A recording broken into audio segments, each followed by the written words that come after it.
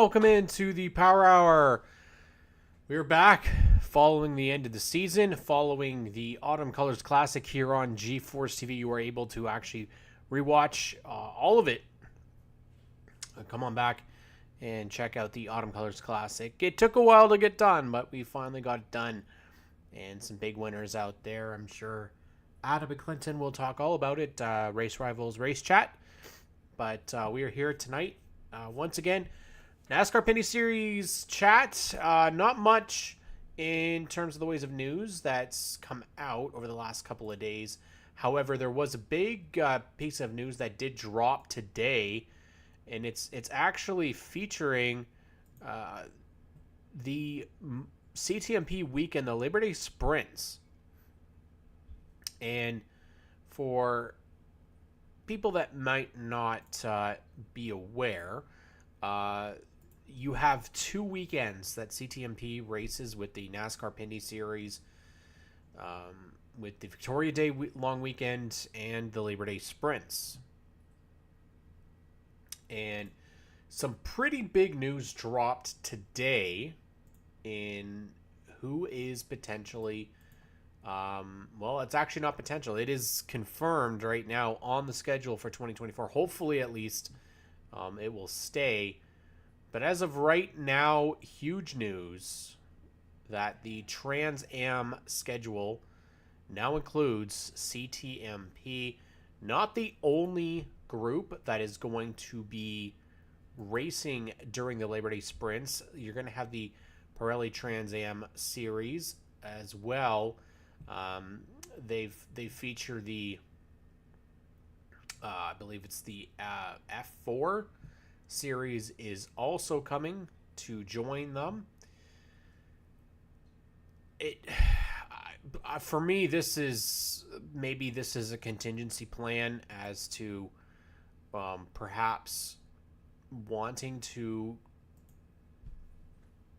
put together something, because the trucks we know haven't been in the series for quite a while. Not likely to come back. You're going to see a pretty big deal here with FR America's F4 US joining Trans Am. Now we have the Pinty Series for Labor Day sprints. Typically has a couple of divisions that join it. We've seen Sentra Cup be a part of that. And I would definitely think that we're going to see the Pinty Series, hopefully, with this. I can't really see them getting rid of the Pinty Series weekend for Labor Day sprints, because it says they'll join CTMP for Labor Day weekend 2024. I would tend to believe that this is going to be your headliners, support division maybe for the NASCAR Pinty Series. Trans Am coming in, it's become a lot bigger than what it was a couple of years ago.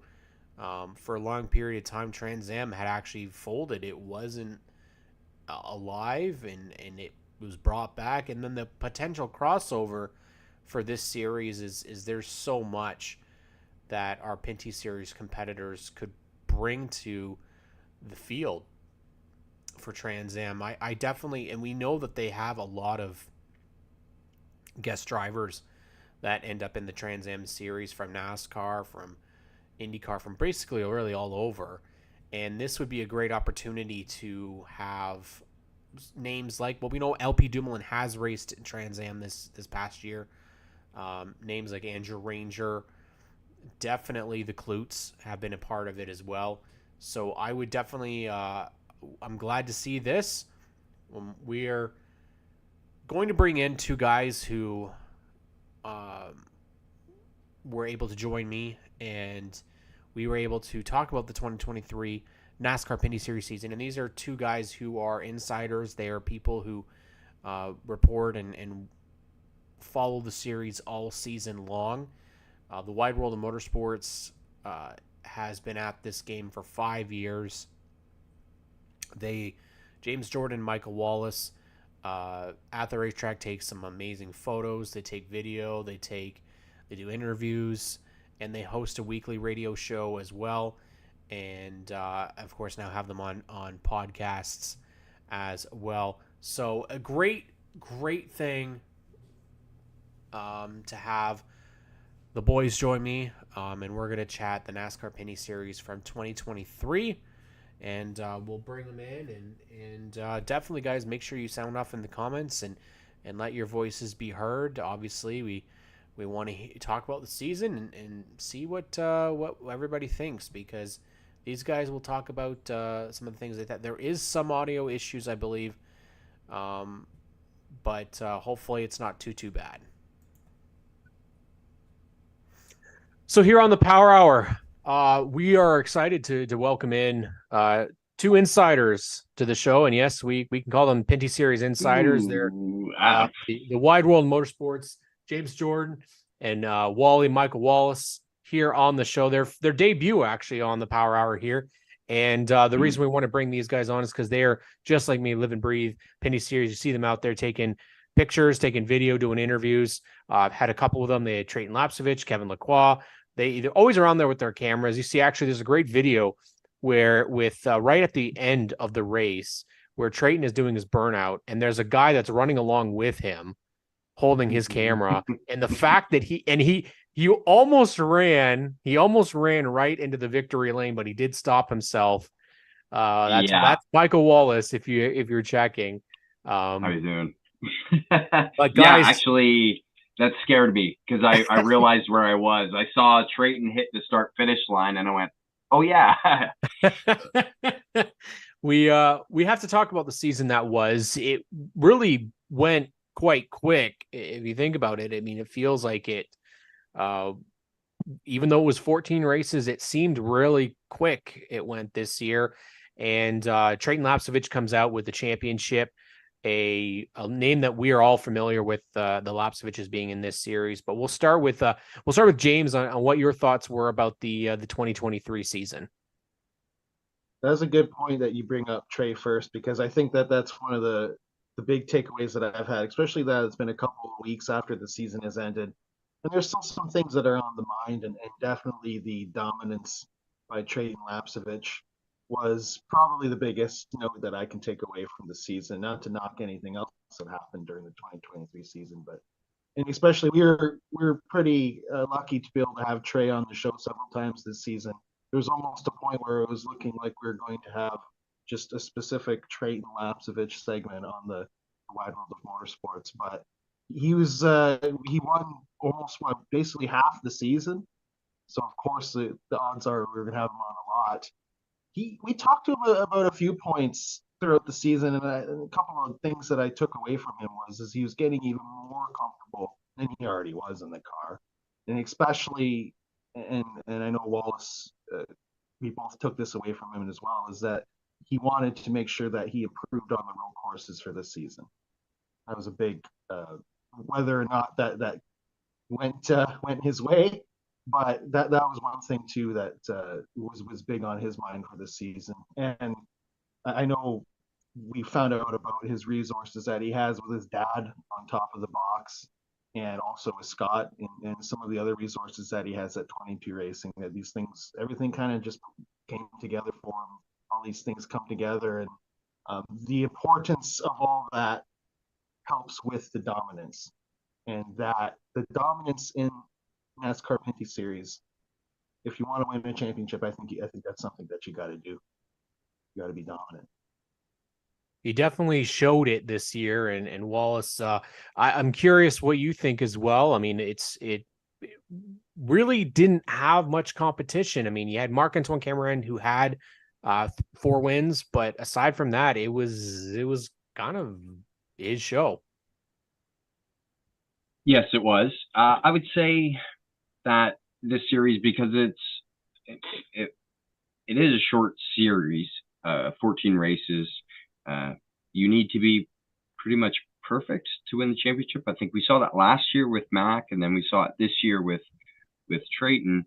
Yes, Trayton got that penalty and had some points taken off of him, but it kind of was null and void because Mac had a bigger penalty, more points. So really, you might not think that Trey had one competitor. He had multiple competitors that he had to stand up against throughout the season, and I think that's kind of the way our series is been built. That you kind of need to be on your game from go. And he definitely showed. I mean, we've seen this before in 22 racing. Scott Steckley, when he won his 4 titles in a row, was very much like this. However, he did have mechanical failures. They did have engine related problems when Scott was in charge and was driving that car. 22 racing this year really just didn't seem to have a fault with the 20 car.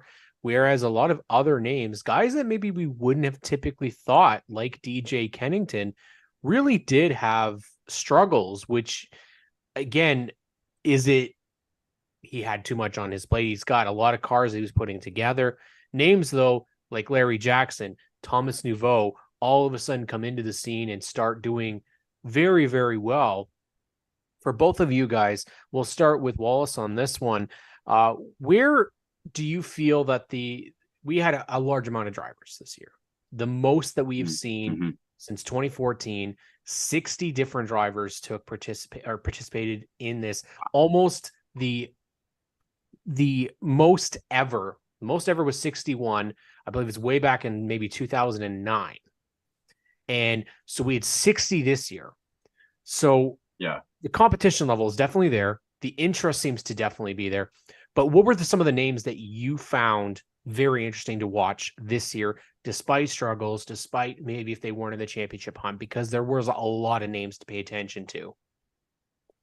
Yeah, definitely. The two right off the top of my head are going to be this guy, Daniel Bois. Got to know Daniel this year a little bit better and got to know a little bit more about what their team is doing for the series, doing a lot of testing and running, and to watch them and how they're working through a weekend is always interesting to see the gains they're making. To see no mechanical failures is probably the biggest thing you want to see with them because they're testing, like I said, new engine and they're out testing a new brake package now. But them and Donald Teague, I'd have to say, is so much fun to watch and is so talented. And I spoke with him at Delaware and just actual bad luck on everything that he had this year with race wins in his sights. Those two guys I enjoyed watching a lot this year for sure. Definitely true. There you go. Definitely like true. That. Yeah, we got the Teague Motorsports decal right here from our good friend JF. But I like that. Well, James, those were Wally's too. Mine, obviously, I got to say Larry Jackson. He blew me away with how this year. And then Nouveau towards the end of the season, Thomas really started oddly enough, Thomas's road courses seem to be where he struggled more because of the car. Ovals, you very much was getting the hang of it. And I think he's dangerous because he's very young. He's younger than I think Andrew Ranger was when he came into the series, and they've got the same type of pathway that they came to this series. So he could be somebody definitely to watch. James, who are some names that you wanted to mention? I'm going to for sure agree with you with Larry Jackson. Just to think that Larry, looking at the standings, just to think that he got 9th and Andrew Ranger got 10th in the standings. A couple other, whenever I go to the Big O and I see like a guy like Aaron Turkey come in, I always like to see those those dirt ringer guys, I guess you can call them, come by. And especially, within the Glenn Steyer stable, seeing a lot of the support within that community and whatnot, and then being able to get the chance to come out and race in the Big O community. Really, really like to be able to see that. It's kind of like a home track for me. And then also being able to run into Herbie Drescher throughout the season, seeing that what he was able to do. I like seeing him on the road courses this year. and refreshing to see him in his with his experience. He owns like a forklift company or something like that, and just to be able to see him come in That's cool. from that side of things. And of course, Living the I always dream. like to kick it. I always like to kick it back to guys like Gary Clute, the Clute family. It's always classic to see them race at CTMP and whatnot. Those are some of the obvious names for me. There's a lot of other names that are always on these lists that I feel like they never really get a whole lot of attention. Guys and gals that are just doing one off races, and we'll talk a bit about it later with Amber Balkin and Noah Gregson with their one offs, so to say, in the series. Those are big ones for me. The name, I'm a big sucker on the names. You know, Amber Balkin coming from the ARCA, and then from getting guys like Noah Gregson. I mean, wow, it was cool with the week before seeing him at Delaware, and then he jumps into Pinty's car to do a test, and it's like, is this going to happen? Yeah, you know, it's easy to go with those big names. Don't get me wrong, but I got to go with it. I got to go with a guy like that, and Ken Schrader, seeing him be able to come into the series with a one off. Those are those big names that I just don't want them to overshadow some of those locally known guys. Some of those guys and gals that are coming out for a race that, you know, they're doing a one off in the season. They got minimal equipment. There's so many to name. Like you said, there's almost a record 60 drivers, record amount of drivers almost for this. So yeah, I think big time the rookie of the year battle too with Thomas Neufeld in that battle. That was a good one. And he was kind of unrivaled. You know, he started the most races I think out of all the rookies, but he still had five top tens. He still, you know, fought from the back of the pack most races. The tough battles for him throughout the season. So you know, a guy like him, I got to mention too. You know, a guy hopefully that could be a series regular for us and come back next season in 2024 and be able to hit it out of the park. I'd love to see that 24 hit it out of the park next year. That's for sure. I think that's it. We've all kind of touched on the you know the names, and one of the things that obviously I think all of us are hoping to see is those names within Ontario, Quebec that come into the series. And one of the things that was nice and refreshing is to have a name like Thomas Nouveau come into it, because after so many years, Tag, Ranger, Cameron, they will move on from the series. And the biggest issue that I think, and I think we go back to the NASCAR Canadian Tire Series when we first started this in 07. One of the biggest problems was a lot of names left, they retired, and no one came in to replace them. And it led to this significant gap between us having enough fillers really in the series. Now we're at a point where I think it is an attractive series. The cost is starting to level off a little bit between an APC late model and a Pinty's car, which is crazy to say, but that's the reality of it. Obviously, there were some great races out there for this season. Memorable finishes, as always. For myself, I'm going to go and say, because I was there at Sunset, definitely loved Sunset's finish. Everybody was rocking the joint when Trayton made that crossover move on the final corner, final lap. We were losing our minds. And then at CTMP with him and his bump and run on Marc-Antoine Cameron, that also got a major ton of love. So what were your some standouts for both you guys, James? What was some race finishes that once again the Pinty series put on a great job? Well, just general memorable moments, and then I'll get to finish, but I think I agree with you too on that CTMP race and the Sunset. But for a memorable race for me, I know that when we went to Trois Rivières and on that beginning opening part of the race there. I think it was right on the first lap. Pretty sure it was when we saw our our 74 get airborne. That was a big one. And there's also like that race was for me. I was on edge, even though Mac dominated like over half that race. I was still on the edge of my seat for the most part during that race. And there was some good strategies. There was some, during pit cycles, there was traffic. There was all this stuff that was contributing to obviously a classic race at Trois-Rivières. And I do not that would be. I remember the finish for sure. Seeing LP potentially getting up there, getting up to Mac as Sam was. He was racing. Sam Fellows was racing his own race as a lapped car, but he was kind of holding back Mac a little bit. And I was kind of hoping to see. I was kind of hoping to see something happen there. I think I do agree with you guys, or at least Cam, on the finish for Sunset and CTMP. I'd have to say those are also one of my memorable or favorite finishes for the 2023 season. And I know Wallace was there for Sunset, so. Yeah. Some moments for me, I definitely really enjoyed watching Kyle Steckley race this year.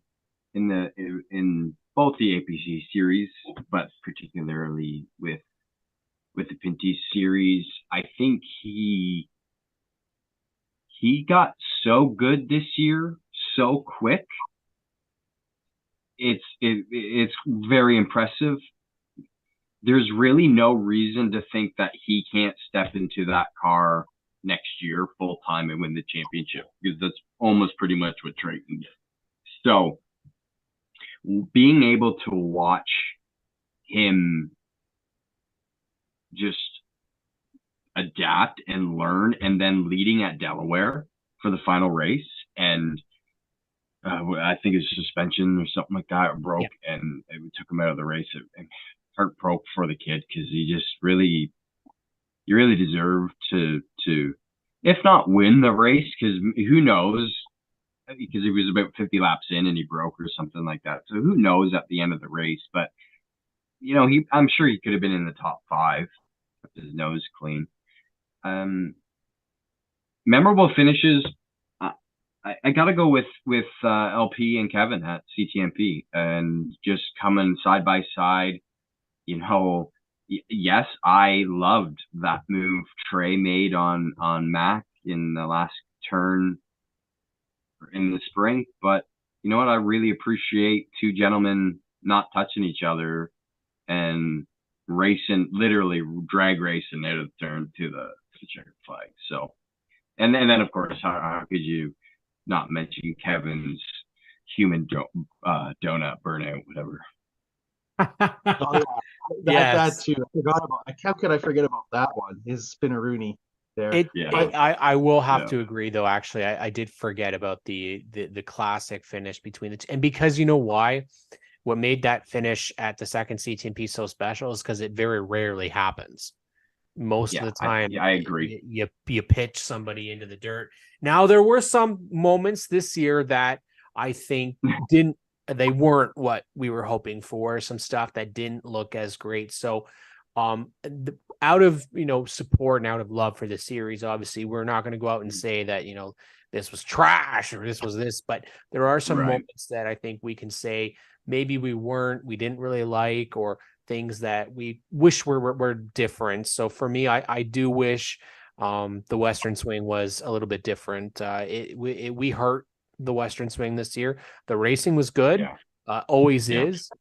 I would have loved, and I think it's not an issue with the series per se, but more of their hometown talent out there. It's sad to only see 3 names and the same 3 names.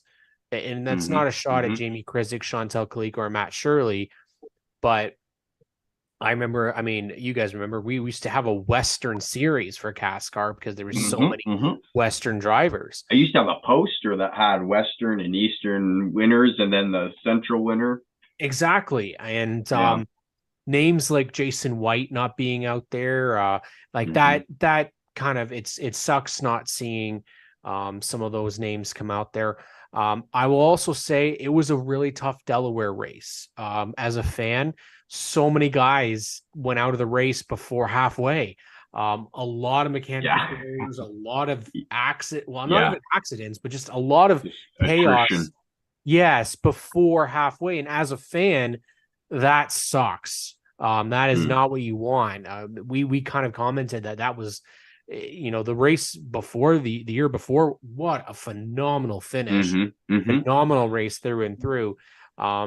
It wasn't a disappointment by any means, but in terms of the actual product itself, it wasn't the best. If I'm going to throw out something else that I kind of I wish went a little bit different, I wish that some of our crowds were like rambunctious as Chaudière is, because some of our crowds Yeah. are fantastic. We have fantastic crowds. We had Yeah. really good crowds this year in every event, but you get to some of them and Yeah. it's silence.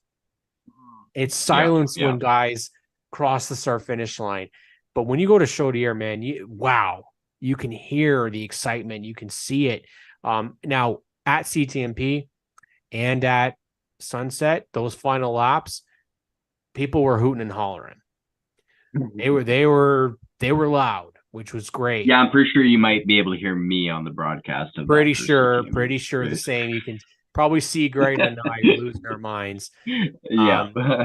But I definitely think that for one, I would love to see us get what GP3R has, especially here in Ontario, because and the reception Newfoundland had too. and there was exactly the one thing I really wish that we could get is, I mean, a hauler parade is okay, but I would love to see some sort of, I don't know, a media event or something at a big time area, wherever it be. So for Toronto, I would want us to have a Pinty series, all the cars, as many cars as you could, go through Dundas Square. Have them parked out there, give autographs, just because it's so many eyes. And I understand, I understand it's for the Indy cars, but this is our country, right? This is our drivers. So celebrate them. They're worth this. I mean, their fan base is worth it. And I bet you a lot of people downtown have no clue that this series exists. Yeah. I did like how the Pinty's drivers did. I believe it was the Sick Kids Hospital. Yes. That was to me like, okay, that's a step in that direction. Like that's just kind of, we see that down in the United States with multiple kinds of sports. You know, that's kind of something that we do, and then that shows that the kids are really like, that's really special too, moment for the kids, like for a good cause. So you're kind of getting eyes on the sport, and you're also helping a good cause. And it doesn't. Hopefully, there's more of that. It doesn't get any better than that. I mean, I'd like to see, like you said, that'd be cool to see some of our NASCAR Pinty Series drivers take the subway to the track or something like that, or like something, or go to I see some of them go to a Jays game. It'd be cool if they threw out first pitch or something like that. And I know we did that for the IndyCar drivers this year, which is cool to see too. And with the absence of the NASCAR trucks and some of the other series we saw in 2024, we were hoping that the Cup was going to come to Montreal, and we would be able to see a double, maybe Pinty's and a Cup or something like that. Because the Fan Friday for the Honda Indy also, it is somewhat kind of filled in. I feel like, as someone who went to the truck races at CTMP and also saw the Pinty's race, and also I like to soak in the Honda Indy. I'm seeing those eyes on that Fan Friday come in. And in that last year, it was really evident. And this year, it was really, really obvious that that's a good day for the series. And I hope that they'll always have that Fan Friday. And as I was mentioning, just kind of like when we go to Newfoundland, going out there, a new track like that, and also making them kiss the fish and stuff like that, finding other ways to be able to bring in some tradition, local area traditions, like something that's specific, something that's unique to the area that they can bring into the race, kind of bring the culture in a little bit. Because we're seeing with NASCAR, kind of go, they want to go into this international direction. I believe, for an example, the NASCAR Mexico Series, they'll be doing an event at the LA Clash for 2024. And before or after or something in between, there something. But those That's maybe kind we're of going to cool. see those kinds of connections that are going to come to light, like how when we went to New Hampshire a few seasons ago, and when our They car should bring the champions of their international series and put them in a cup car and let them run the Coliseum. well, that would be cool. Yeah, that would be Yeah. cool too. Like, but I remember when we went to New Hampshire though, and I was so I Race missed. your I was way so in. Yeah, the rules apply. the one off for that though was, I'm sure, I don't know how many more years we would have went to New Hampshire, but if there was some sort of track that we could go to close to the border as well that we can do again. So I mean, like, my that was suggestion a good time, but is Watkins Glen because it's New York, and yeah, what better place to show off our road racers than a road course? I That's a mean, fantastic track.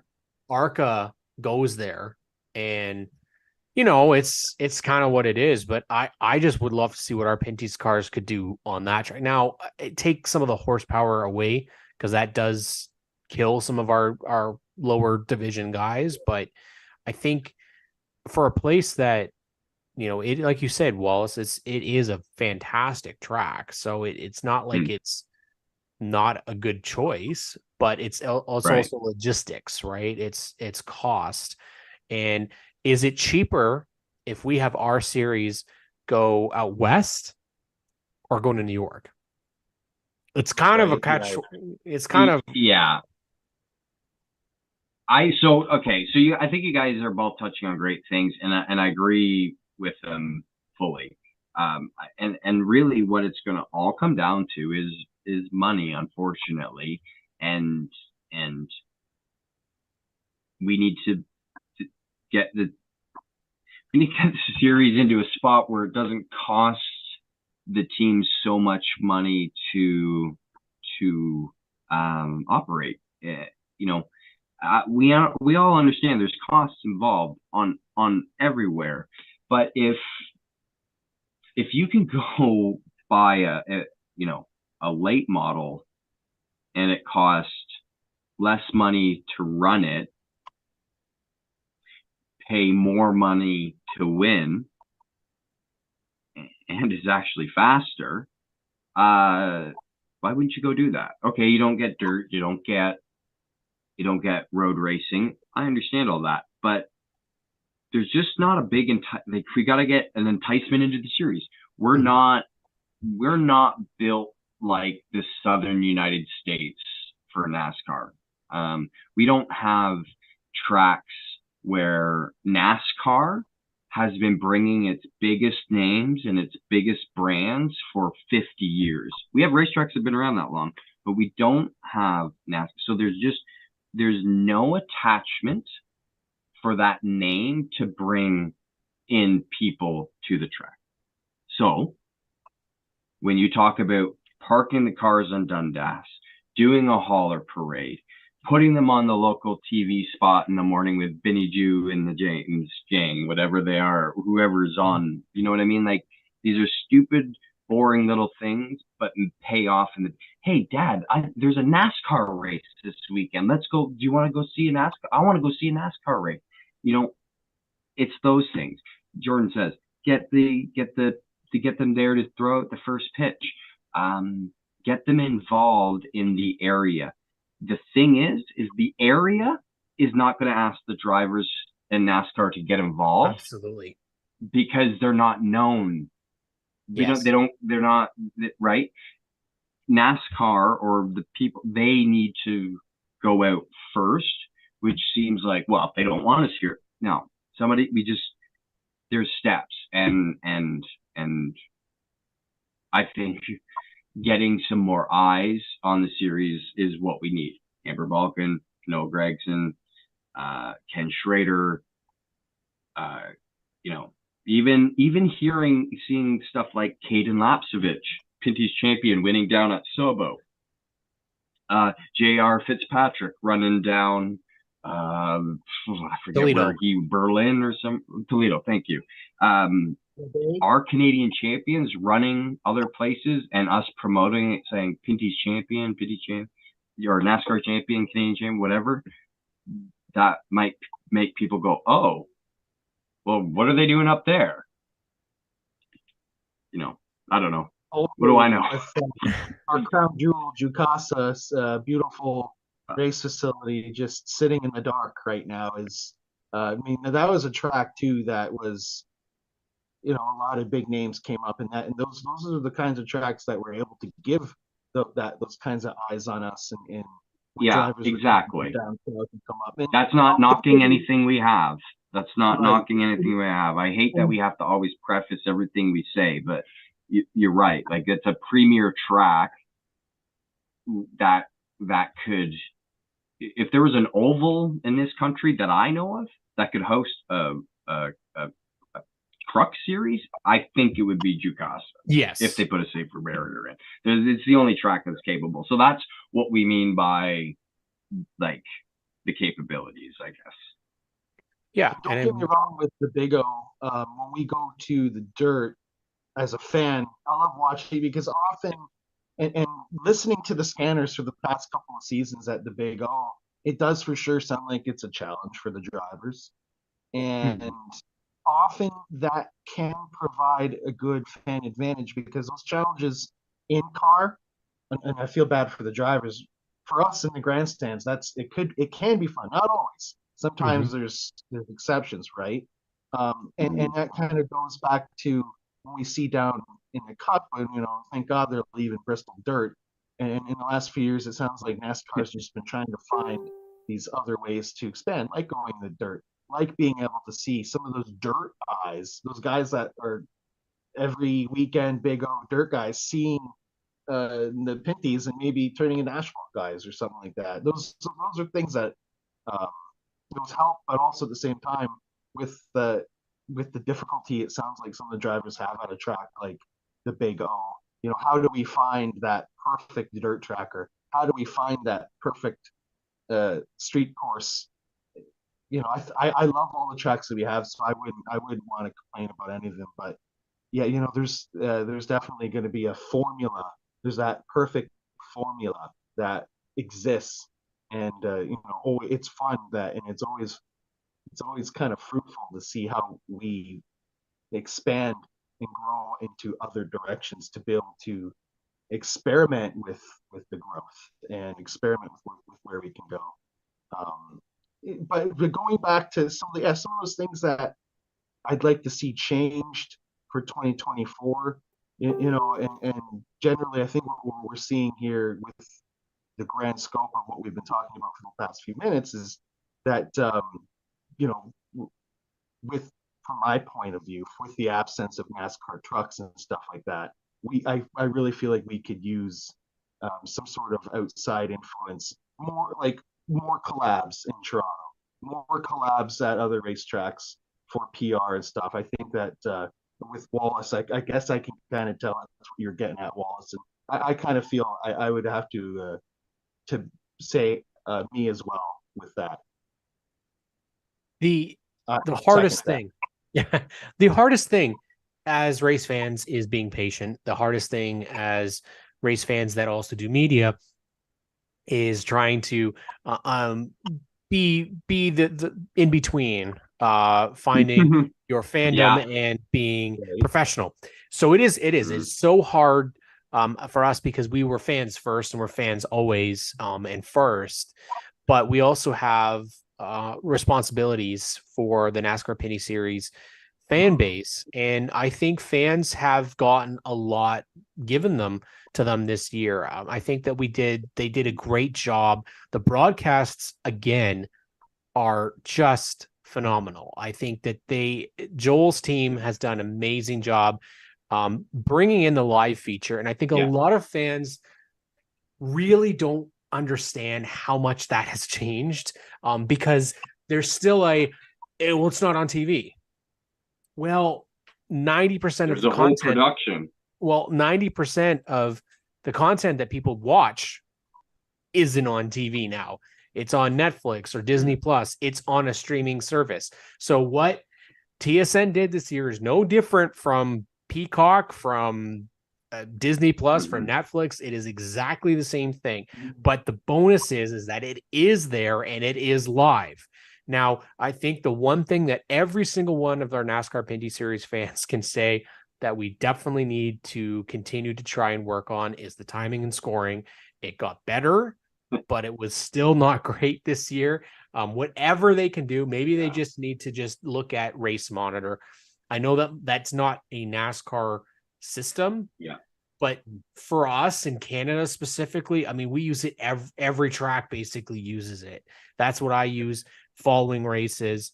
The other option that I would actually think would be really cool, and again, I know it's not a NASCAR product, but is TrackTune, which has become a phenomenal option for those that cannot watch. For me, I would love to just listen, even if it's Brendan Doherty doing it at Sunset Speedway.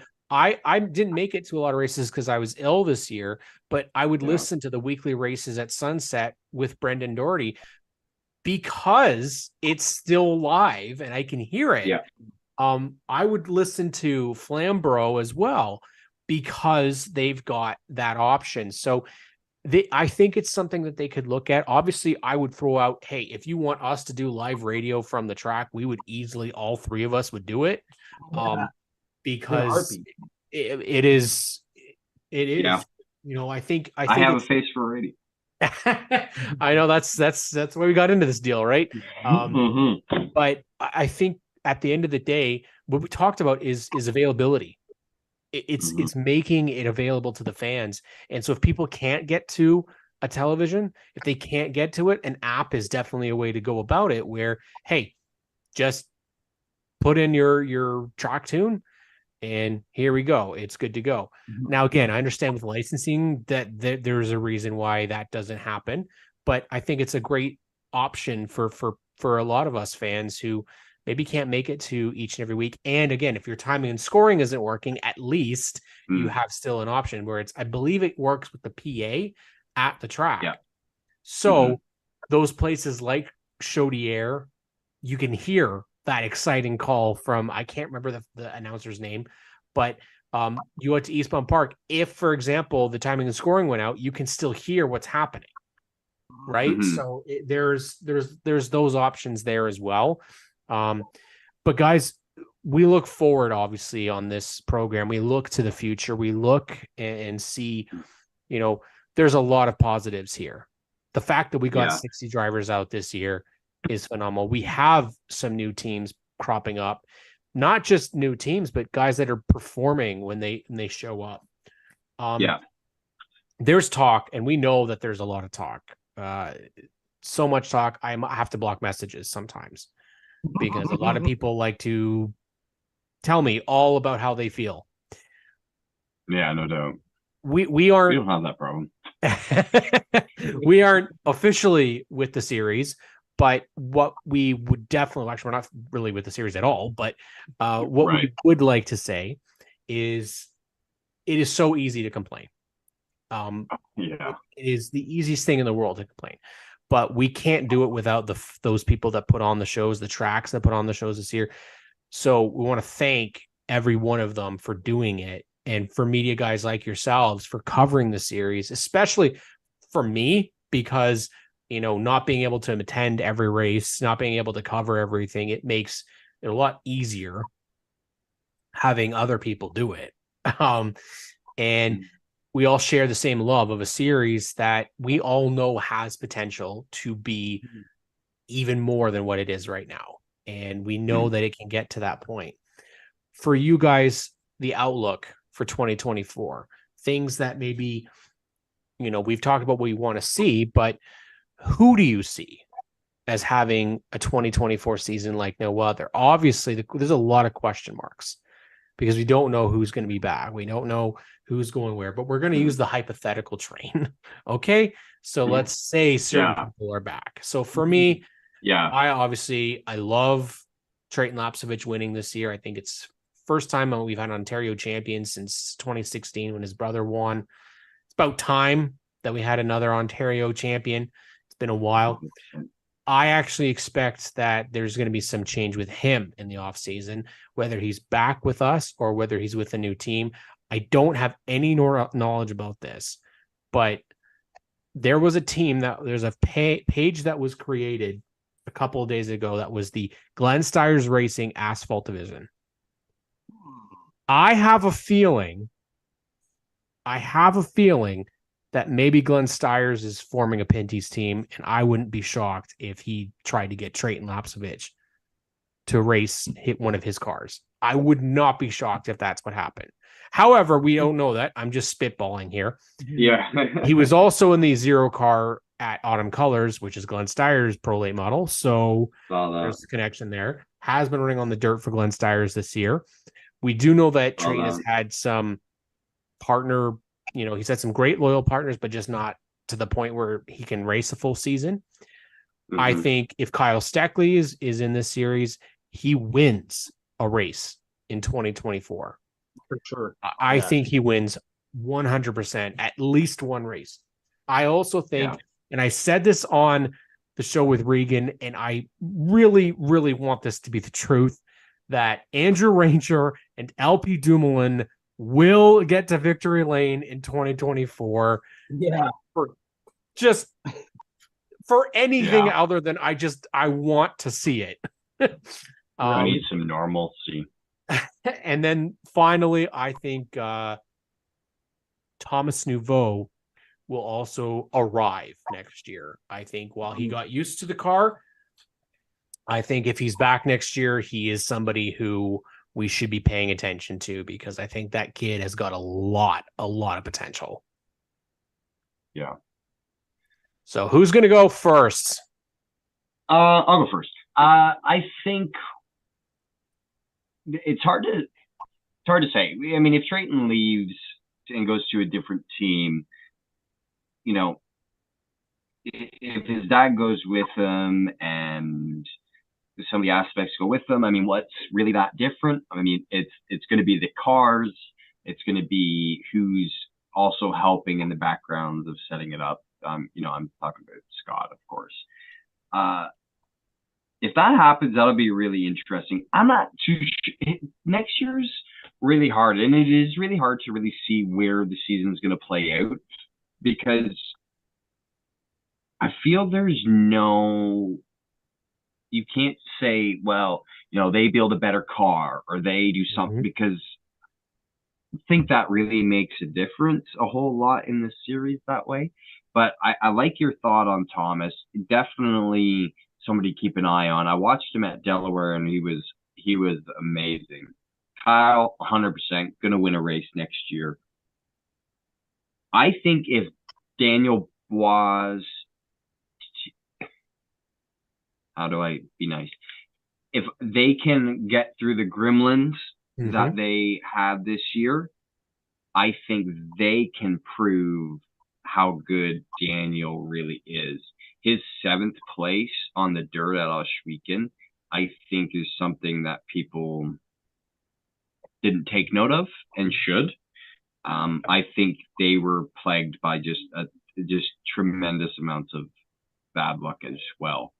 I don't know. It's hard. DJ wasn't really in the picture a whole lot this year. I mean, I hope he comes back. He hasn't said anything, and I really feel that he would make an announcement, because we have to get a farewell season for DJ. He can't just jump and run. So, but this year maybe wasn't his greatest year, and I think like you said, there was a lot on that team's plate. They're fielding a lot more.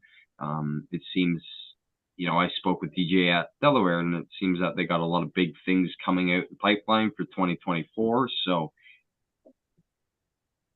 I think next year is going to look very different to this year. Yeah. I think we're going to have a shakeup year. I don't know why. I see White is building a whole lot of new cars and working on it. I see Dave Jacobs on his knees at at the racetrack at Delaware. I saw the McCall brothers checking, like they're all still trying to get faster. So 2024 might be the best year of the 20s. We're in the roaring 20s. Remember? Absolutely. I hope that because this season we saw LP get pretty close with a win. Um, you know, we saw, I think Tag got his win. For the series bets with their kind of consistency, I think that's important. If we want to see them do well in 2024, they're going to have to continue that consistency. They had a lot of misfortunes throughout the season, but they're still able to salvage that solid finish in the standings. The vets, yeah, with those guys like Ranger, he came close to that Big O. I believe he got third. So I would have liked and to the have bad seen luck he had. Ugh. And you mentioned DJ too throughout the season. Where would have liked to have seen him, but their consistency, they still and Kevin with his one win. Thought I'd see a couple more wins out of the 74. So those guys got some. I'm sure they got some things to look into for the 2024 season. For Trey, though, that's interesting that you mentioned about the Glenn Stiers deal, because there was a couple. I believe there was a couple times we saw some collaboration between sponsorship throughout the season, I believe. So I was thinking about that then. I was like, is there any sort of bridge that might be connected between Trey Lapsevich and Glenn Stiers? I'm going to be really looking forward to seeing that, and who knows what we'll hear in the next few months in the off season. It's a long off season for us, and there's always things that get revealed. Come January, there could be a couple new race teams for all we know. So, I'm really looking forward to seeing the 24. Like to echo what you guys said about that. And I mentioned it a little earlier, just because I feel like he was so good and so fun to watch this season. There's gonna be a race for him next season that he's gonna be able to win. I don't know. Where do you guys think he'll win it? I mean, what kind of track was he the best at this Sutherland. season? Right. I think he'd win on one of the Western tracks. He was really good out there. Yeah, I get where you talked about the idea of him struggling a bit on the road courses. I mean, he's never raced ovals, so he can't relate it to anything. Whereas when he's on the road course, he can go, "This doesn't feel like my Porsche Cup car," and we're going, "Yeah, no, it's you need to break way back there." So it's just like he's fighting learnt behavior. Whereas when he runs in the oval, he's got no bad habits because he's got no habits. So, that would be. I don't know if he'd put it in victory lane on an oval, but you never know. Dave Jacobs can't count him out. True. For Brendan Watson, also hoping to see something between now and the next season for him to hopefully turn it around, because I thought he was going to get another win or something like that this season, but that was he got added into that DJK right stable. Yeah. Sorry, Jordan. Yeah, and we'll see. Who knows what will happen in the silly season, right? So I don't know if it's too early to call on that from my perspective, but yeah, I'm definitely looking forward to see. I mean, the schedule come out. I don't know if there's going to be any big changes. There might be. There's always possibility that it's going to happen, and we saw that, as I mentioned earlier. We saw the 2024 Cup schedule come out, and a lot of other racing series schedules are coming out. We know for sure relatively a couple races maybe next season, but I'm really anticipating and looking forward to some sort of different track on that schedule for next season. Yeah, I definitely think that we can definitely see that we have tracks that we know for sure are back. So we know for sure because the 3-year deals were set for Oshweek Speedway and for Eastbound Park, those are a sure thing. There's no way in hell CTMP is not coming back in any form. So, and the fact that they have two races still where a lot of tracks don't, they only have one. I expect both of those would be back. They're big races, big weekends. Yeah. And then we already know GP3R has already got its date scheduled for next year.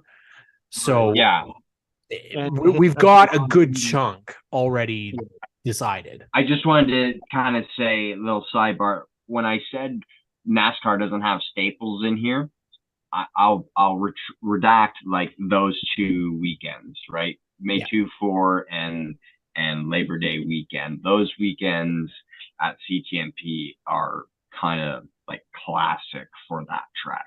So yeah, and Fall Brawl I think is getting there. I think it's taken a big step forward. I think, if I'm not mistaken, when Pinty's was the finale at Jukasa, it did not have any other race at the same time, correct? Like I believe it was only the Pinty's race on the finale date. I'm pretty sure. On that one. Yeah, I'm pretty sure it was, and so that kind of in a way doesn't really work. Whereas having a full weekend of racing with so many different divisions, like for me, ticket value wise, that's such a great thing. And I mean, we know that there really isn't a ton of other options in other provinces to go to certain tracks because there's not a ton left. As sad as it is to say, we know that there's a track in Quebec, an oval track. I've had a lot of questions about whether or not Montreal would happen. If it's going to happen, it's not going to be this year.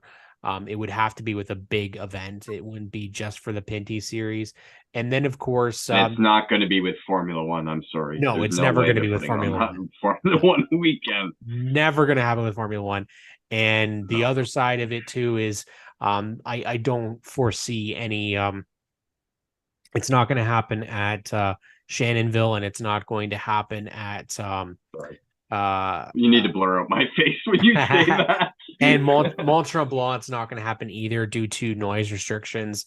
Calabogie, you can't have it there because of noise restrictions. So it limits. What do you mean? Whoa, really? Really, at Calabogie? Really. They race and test, and the Pinty's cars are too loud. Apparently, I mean, they wouldn't. I don't think they'd race well at Calabogie personally. I don't think that track's really designed for those kind of things. But anyway, sorry. So I don't know. Aside from that, though, guys, we have Varney, which is never going to have the Pinty series. That is never going to happen there.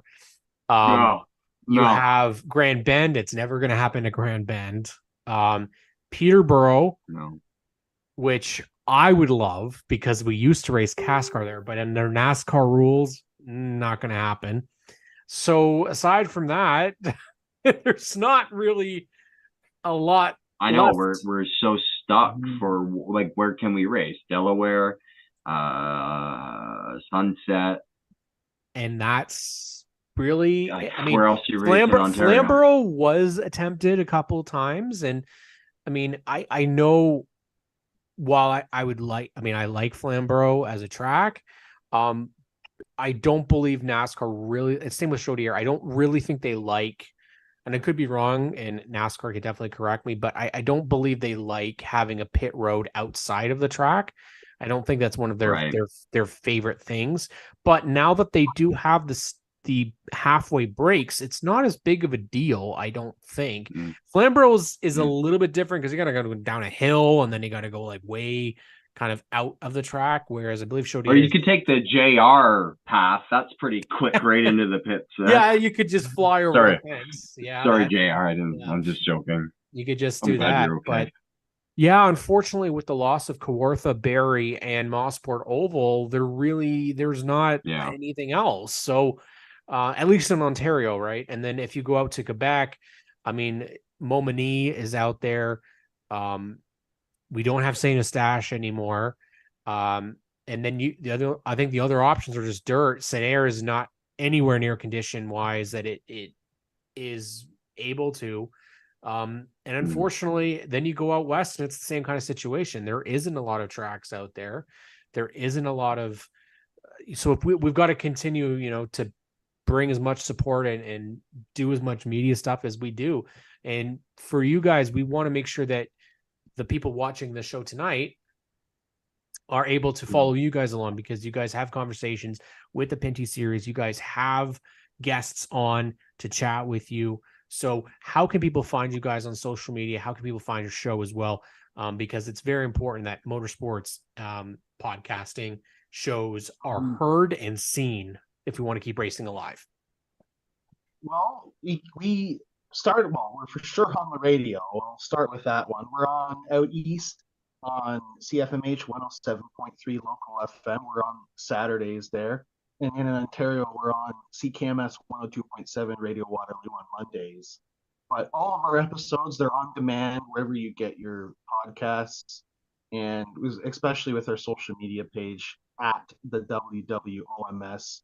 We're trying to get into different things that the kids are up to these days, like reels and shorts. Am I saying that right, kids? Yeah, so we're trying to we do the cool things. Yeah. we're trying to get out there on those fronts, as well as our website www.wideworldofmotorsportspodcast.wordpress.com. It's a ridiculously long URL. Don't go there. Don't go there. Shorten that, but you guys can contact us on social media and figure it out that way. But yeah, we've been going at it for over 5 years now, and we're having fun every season, taking photos, talking to drivers, being able to bring the news from the track to people's communities out there, and give it a little bit of a spotlight on the grassroots side of things, as well as, hey, we're also not going to ignore those big things, the big guys coming like from the States and whatnot.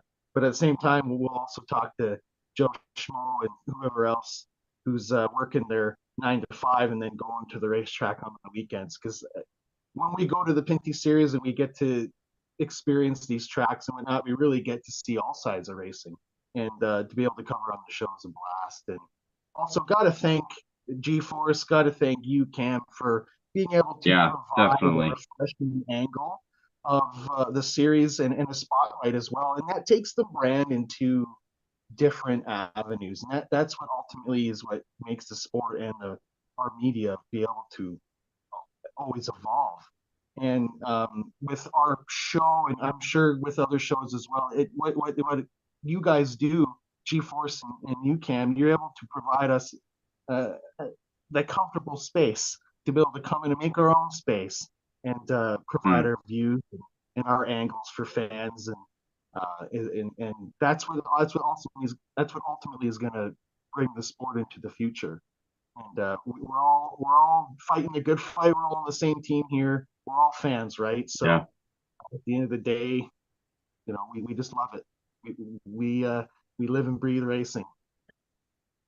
Absolutely. Well, James, Wallace, our time is up, but you guys will be back on the show. Yeah, you guys will be back on the show again, because we obviously want to bring our people that contribute to the NASCAR Pinty Series community, which you guys do, and you have done for so many years.